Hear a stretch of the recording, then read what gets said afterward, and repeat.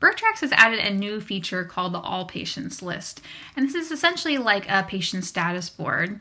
And today I'm going to be demonstrating how to use your All Patients list.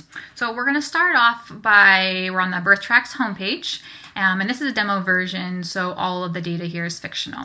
And we're going to go under Patients. And this used to be titled Mothers, but in the future we're going to allow you to log your GYN procedures along with births. So we've now just gone through and changed the title of Mothers to Patients. So if you wanted to look at your patients that are pregnant, this used to be titled View Mothers. We've now retitled it as View Pregnant Patients. And we've added this new page called All Patients. So we're going to go there now. This is going to give you a list of all of your patients along with critical information here that you can change. So you can change these columns that are shown by going to the Change Columns. And then you can edit what information you want to see displayed there. So for example, let's say that we want to know what our patient's GBS status is. We also want to view our outpatient status. We click out of there, and now we have our outpatient status added, and we have our GBS status added. So anything that has the blue pencils next to it are columns that we can edit.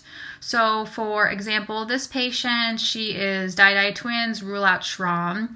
Now she is listed as triage for her inpatient status. And let's say now that she's ruled in for Schramm, and so she's going to be admitted to labor and delivery. So if you click on that blue pencil there, now we can select L&D admission, and we can save that information by clicking that green icon.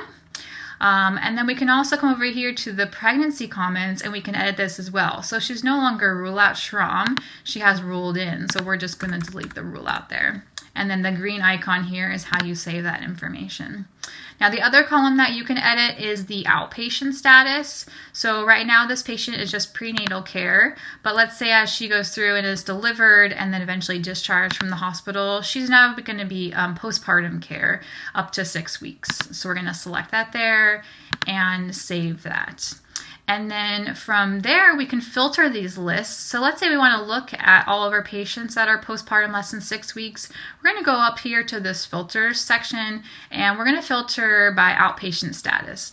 So we can look at immediate postpartum care up to 6 weeks. And that will give us a list of our patients that are less than 6 weeks postpartum.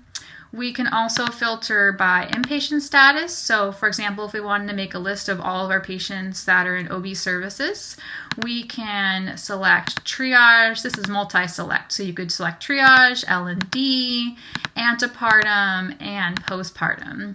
And then with this list, you can export these to different files, or you can also print, which is a really helpful function for rounding or for provider handoff. So you could write all of your notes here and utilize this when you're seeing your patients. In addition to filtering by inpatient and outpatient status, you can also filter by provider. So you could look at just yourself or other providers that you're covering. You can also filter by prenatal site and birth site. You can also use the search function here, which you could search like twins. And then you can also filter these columns here in ascending or descending order. So for example, if you wanted to look at like the gestational age from earliest to latest of your patients, you can do that by just clicking that little arrow there. So that is our All Patients page. I think you'll find it really helpful.